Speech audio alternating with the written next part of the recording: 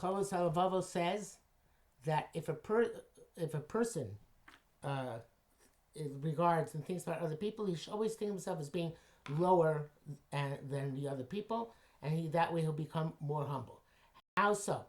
If the other person is greater than he is, then of course he should be humble.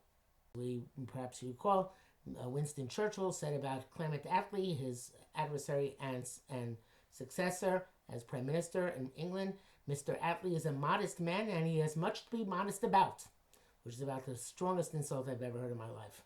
So that means to say that, of course, you should be modest if you're modest. If the person is a towering or even middle-sized giant, so then you should be humble.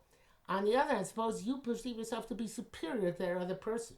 So then you're supposed to think to yourself, well, I have greater potential than that person. And perhaps I have achieved less of my potential, which is vast, relative to his accomplishment with his potential, which is smaller. Perhaps proportionately, percentage-wise, he's accomplishing more of his potential than I'm accomplishing. So one could look at shleimus that way. Everybody has their own shleimus, and that's true.